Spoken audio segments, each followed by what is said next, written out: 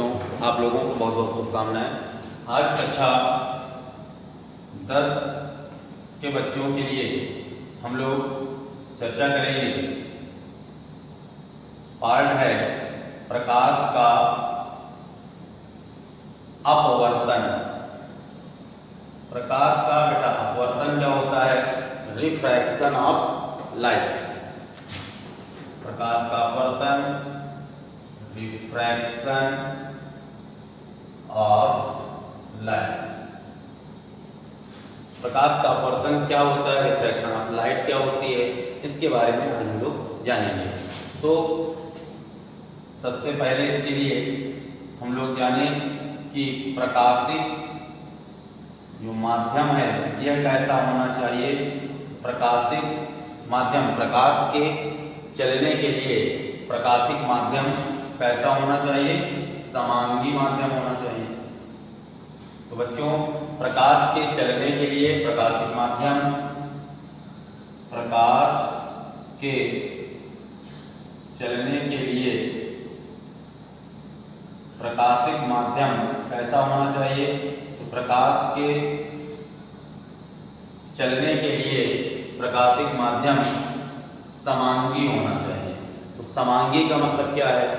जिसमें जो माध्यम हो उस माध्यम में जो अवयवी कण हैं वो एक समान रूप से वितरित हों, तो ऐसे माध्यम को हम लोग समांगी माध्यम कहते हैं। जैसे वायु है तो वायु में ऑक्सीजन और नाइट्रोजन प्रमुख रूप से होते हैं। ऑक्सीजन 21% और नाइट्रोजन 78% और 1% में अन्य कुछ गैसें भी होती हैं। तो ऑक्सीजन, नाइट्रोजन जो अवयव कण हैं ये वायु में अर्थात पूरे वायुमंडल में हमारे एक समान रूप से वितरित होते हैं। तो ऐसा माध्यम जिसमें उसके अवयवी कण एक समान रूप से वितरित हों, तो ऐसे माध्यम को हम लोग समांगी माध्यम कहते हैं। होमोजीनियस मीडियम होते हैं। तो प्रकाश के चलने के लिए माध्यम कैसा होना चाहिए? तो प्रकाश के चलने के लिए प्रकाशिक माध्यम समांगी माध्यम होना चाहिए। ऐसा माध्यम जिसमें उसके अवयवी कण एक समान रूप से वितरित हों, तो ऐसे मीडियम को, ऐसे माध्यम को हम लोग प्रकाशिक माध्यम कहते हैं। ऐसे प्रकाशिक माध्यम को हम लोग समांगी माध्यम कहते हैं। समांगी माध्यम मतलब होमोजीनियस मीडियम।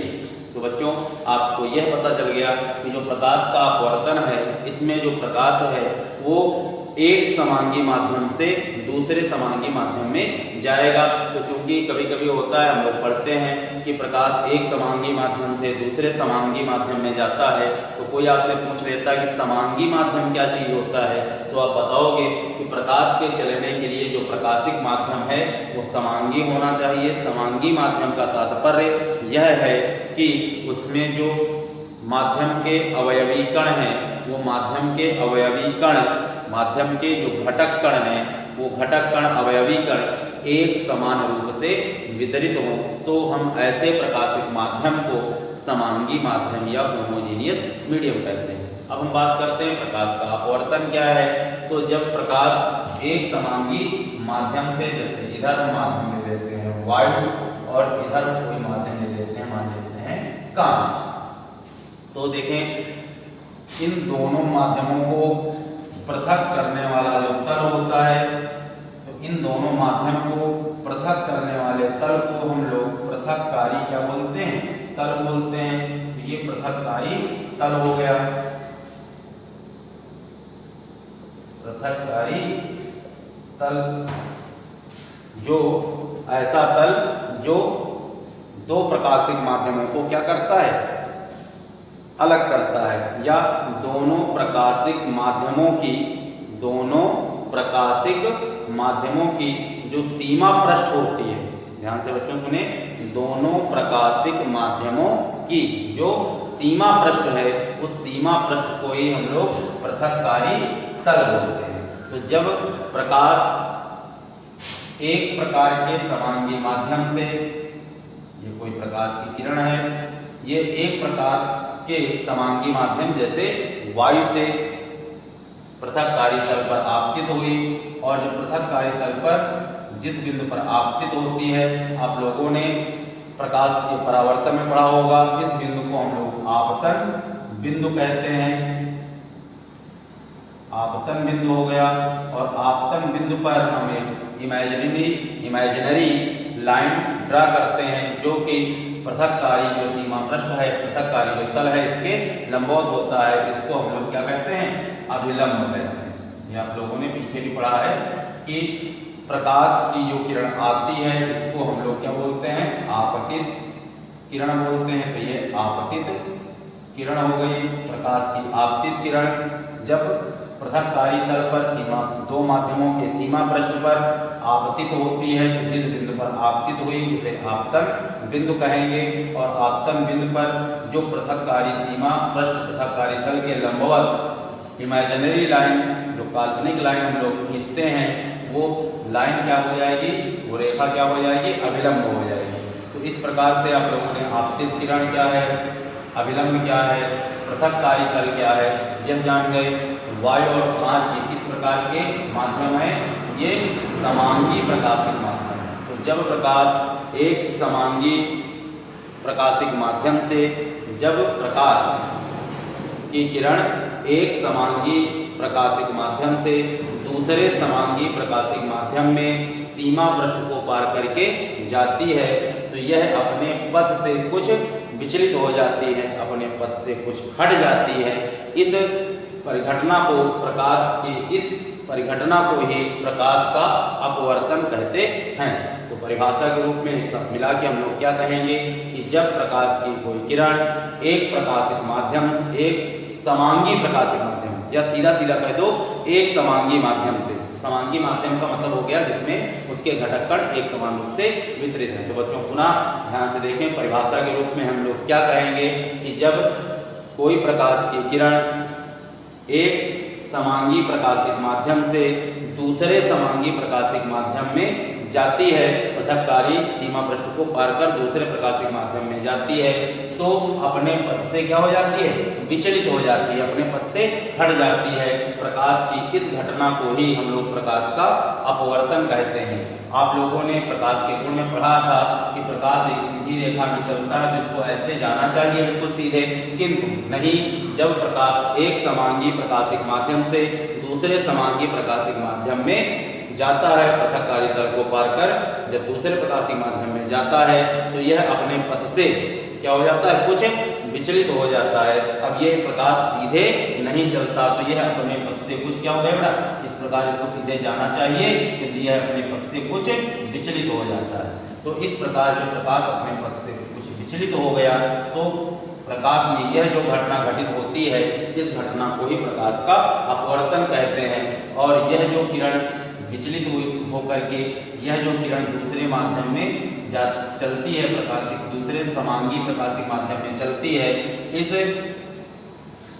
प्रकाश की किरण को हम लोग अपवर्तित किरण कहते हैं। क्या बोलते हैं? अपवर्तित प्रकाश किरण। तो बच्चों आप लोगों को समझ में आया कि जब प्रकाश एक प्रकार के समांगी प्रकाशिक माध्यम से पृथककारी तल को पार करते हुए दूसरे प्रकाशिक समांगी माध्यम में जाता है, प्रवेश करता है, तो वो अपने पथ से, प्रकाश एक सीधी रेखा में चलता है तो इस प्रकार जाना चाहिए किंतु नहीं, ये अपने पथ से कुछ विचलित हो जाता है।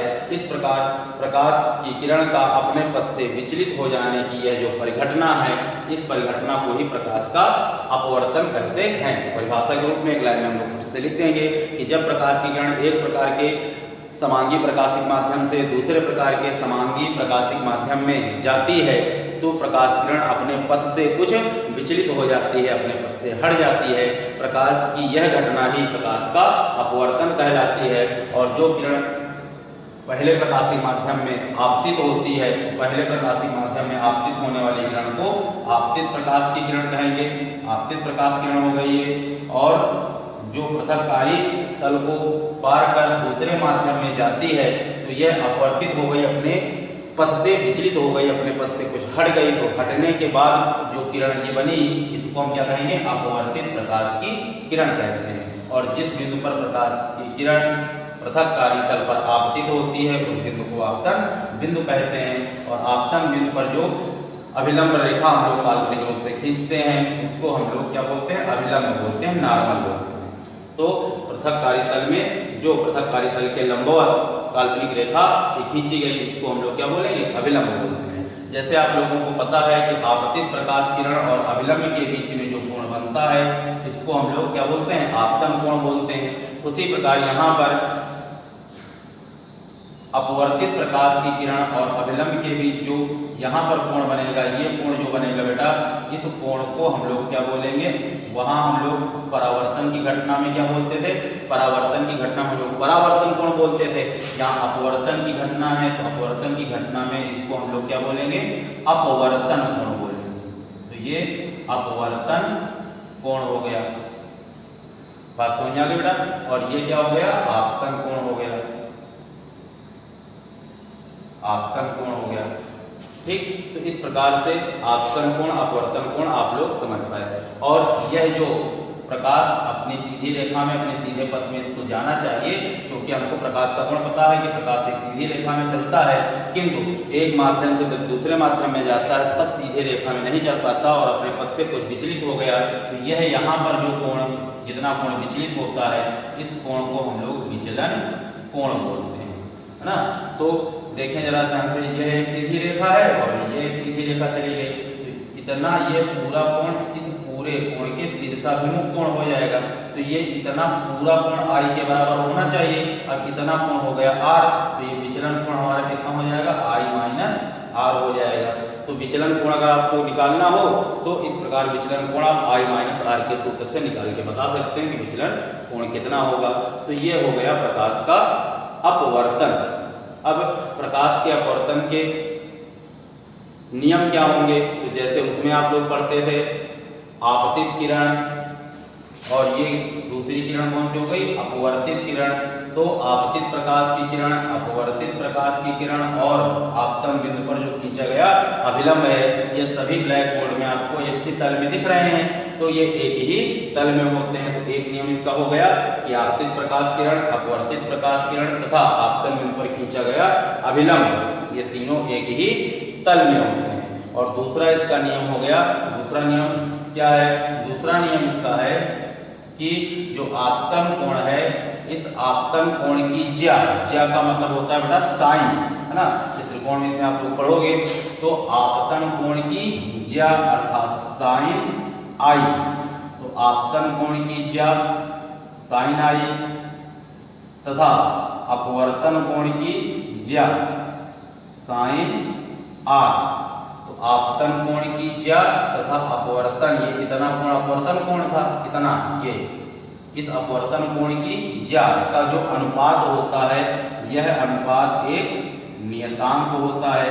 इसको हम लोग क्या बोलते हैं, स्नेल का नियम भी बोलते हैं। यह स्नेल का नियम हो गया, है ना, जो कि किसके बराबर होता है, क्योंकि प्रकाश की किरण पहले माध्यम से दूसरे माध्यम में जा रही है, तो पहले माध्यम के सापेक्ष दूसरे माध्यम का अपवर्तनांक कहलाएगा। तो पहले माध्यम के सापेक्ष दूसरे माध्यम का अपवर्तनांक, उसको हम लोग क्या लिखते हैं, पहले माध्यम के सापेक्ष दूसरे माध्यम का अपवर्तनांक,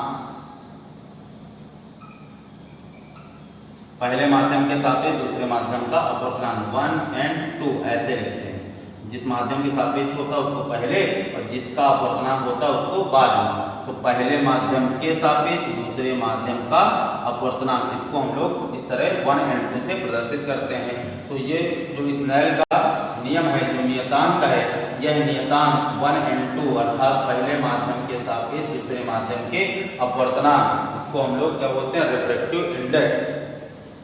हाँ, तो पहले माध्यम के सापेक्ष दूसरे माध्यम के अपवर्तनांक के बराबर माना जाता है। इस प्रकार स्नेल का नियम बन जाएगा हमारा क्या, 1 और 2 equal to sine i upon sine r. इससे हम लोग क्या बोलते हैं, स्नेल का नियम बोलते हैं। तो दो बातें हमको पता चल गई कि प्रकाश का अपवर्तन होता क्या है और प्रकाश के अपवर्तन के नियम क्या हैं। प्रकाश के अपवर्तन का पहला नियम उसी प्रकार परावर्तन के जैसे कि आपतित प्रकाश किरण तथा अपवर्तित प्रकाश किरण एवं आपतन बिंदु पर खींचा गया अभिलंब, ये तीनों एक ही तल में होते हैं तथा इसको क्या पढ़ेंगे, आपतन कोण की ज्या, साइन को हम लोग क्या पढ़ते हैं, ज्या। तो आपतन कोण की ज्या तथा अपवर्तन कोण की ज्या का अनुपात एक नियतांक होता है ना, जिसे हम लोग क्या कहते हैं, पहले माध्यम के सापेक्ष दूसरे माध्यम का अपवर्तनांक 1n2, 1n2 = sin I/1 sin R, इसे स्नेल का नियम कहते हैं, है ना। जिस माध्यम से प्रकाश की किरण चलती है वो पहला माध्यम और जिसमें जाती है वो दूसरा माध्यम। इस प्रकार पहला माध्यम क्योंकि वायु है, इसमें कण दूर दूर होंगे तो ये विरल माध्यम कहलाएगा और ये सघन माध्यम कहलाएगा, इसमें कण पास पास होते हैं। तो जब प्रकाश की किरण, एक बात यहाँ हमको और पढ़ने को मिलती है कि जब प्रकाश की किरण विरल माध्यम से सघन माध्यम में जाती है तो आप लोगों ने देखा यहाँ पर क्या कंडीशन है कि जब प्रकाश की किरण विरल माध्यम से सघन माध्यम में जाती है तो अपने पथ से विचलित होती है तथा अभिलंब की ओर झुकती है। इसको ऐसे जाना चाहिए क्योंकि अपने पथ से विचलित हुई और विचलित होकर कहाँ जा रही है, अभिलंब की ओर जा रही है। किरण ऐसे विचलित हो गई, ये आ गई ऐसे, है ना, इस प्रकार से। तो अपवर्तित जो प्रकाश की किरण है ये बेटा क्या होती है, अभिलंब की ओर झुकती है। कब झुकती है, जब प्रकाश की किरण विरल माध्यम से सघन माध्यम में जाती है। और इसी का अगर हम उल्टा कर दें, अगर हम इस अपवर्तित किरण को अगर आपतित किरण बना दें, ऐसे बना दें, उल्टा एरो लगा दें, तो अगर प्रकाश की किरण सघन माध्यम से विरल माध्यम में जाएगी तो जो आपतित किरण थी अब यह अपवर्तित किरण बन जाती है ना। ध्यान से बेटा समझे, यदि अपवर्तित प्रकाश की किरण को हम क्या बनाते हैं, आपतित प्रकाश की किरण बनाते हैं, तो जो आपतित प्रकाश की किरण थी वो क्या बन जाएगी, अपवर्तित प्रकाश की किरण बन गई। अब इसमें देखें, अब इसको ऐसे सीधे ऐसे जाना चाहिए, है ना, किंतु ऐसे सीधे ना जा करके अपने पथ से विचलित हो गई अर्थात अभिलंब से दूर हट गई। तो हम कहेंगे कि जब प्रकाश की किरण सघन माध्यम से विरल माध्यम में जाती है तो अभिलंब से दूर हटती है। एक बात पता चली, तो दोनों बातें हो गई कि जब प्रकाश की किरण विरल माध्यम से सघन माध्यम में जाती है तो अभिलंब की ओर झुकती है और जब प्रकाश की किरण सघन माध्यम से विरल माध्यम में जाती है तो अभिलंब से दूर हटती है। फिर सुन लें, जब प्रकाश की किरण विरल माध्यम से अगर सघन माध्यम में जाती है तो अपने पथ से विचलित होती है तथा अभिलंब की ओर झुकती है ना, और जब प्रकाश की किरण सघन माध्यम से यदि विरल माध्यम में जाती है तो अपने पथ से विचलित होती है और अभिलंब से दूर हटती है। क्योंकि अब इसको हमने आपतित माना तो ये अपवर्तित हो गई, अभिलंब से दूर हटी, है ना। इस प्रकार से आप लोगों ने प्रकाश के अपवर्तन के बारे में कुछ बातें सीखी। नेक्स्ट अगले वीडियो में पुनः बताया जाएगा। हैव अ नाइस डे, धन्यवाद।